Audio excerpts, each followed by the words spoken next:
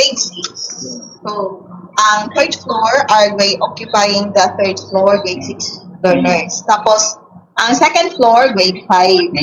Then, ang grade 5 and grade 4. Then, ang first floor, grade 3. Tapos, sa tumoy na grade 1. So far, sa among pag-evaluate ganina sa building together with our PSDS, Sir Culiado, okay man siya. Wala may mga cracks kay according to Honorable Jama Tabada, and naibawat ko na mo nga, kani siya is already earthquake resilient na siya nga building. So, ingana siya. So, pero for sa safety sa mga bata, nag-order na din ko nga mag-suspend me. Ipamit lang sa inamo ang mga bata sa mga teachers kay sayang po din na presence today.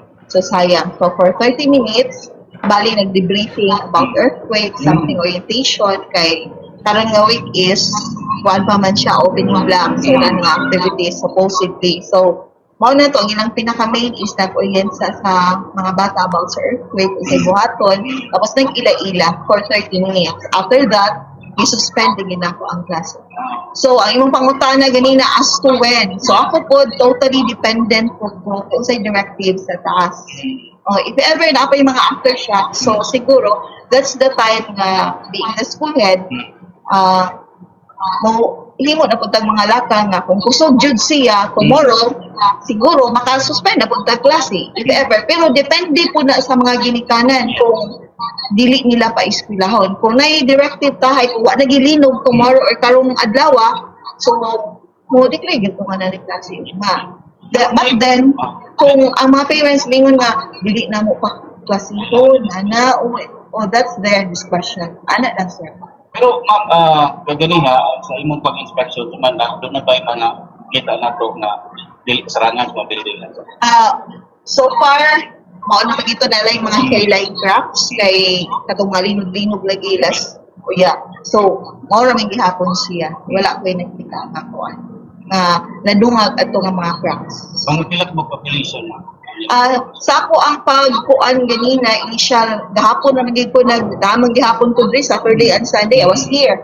So, nag-monitor ko sa enrollment, based sa ilang mga lista, from 799, we have 830 learners na karon. So, nag-increase na. Ang kapong 800, sunod commonly gyud kay nakita na ko ganina no sa during sa among flag ceremony, daghan gyud kay mga bata. Nya nakita na ko sa pag nakasuroy naging ko from naman sped learners diri kindergarten until grade 6. 100% bilang attendance sa mga bata. Kung naalang gani mga bata nga wala kay eskwela may gamay na lang kaayo. O ba nagpapag gani mo? Tungod kay naanad na sila pero lagi bata na transferred in nga nalipon daw siya. So dinala na ako sa clinic only usa ra man ko siya abo. Katong disgrasya sa tubangan na ba involved katong mga bata? Wala na ba ko kay balo nga naabay bata adto kay nabisig yung kong suri-suri, sir. Oo. So, na-discuss siya na? Sa mga kabataan bang binikanan, na-inform sila ka na suspend? Yes. Kay, unfortunately, naapaman, especially kinder, grade 1, grade 2, kay naapaman mga parents. Gina-inform sila kay naapaman. And then, kaning mga higher grades, through their so informed na sila.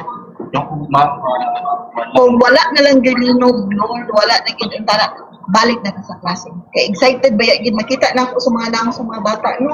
Excited din ka. Wala po so far. Lastly, sa panahogan, Facebook lang ko ma'am, dili lang sa sakop sa imong sa mga inani ng mga situation.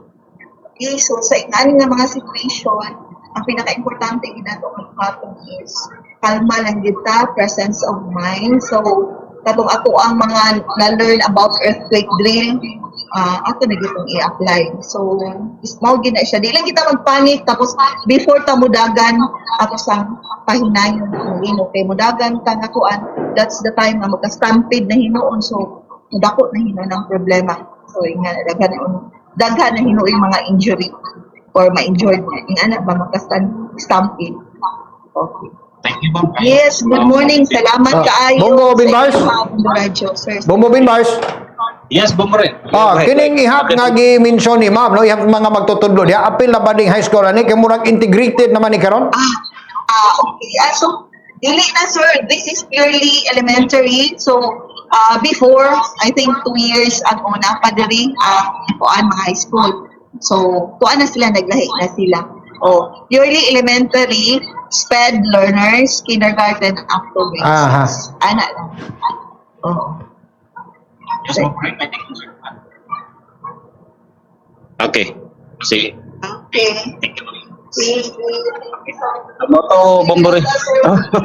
Moto Bombore ang kuan information nga atong na mura ang ganito dita sa may FRC Bahay lugar school head na to si Ma'am Maribik Patonial. Thank you so much ma'am.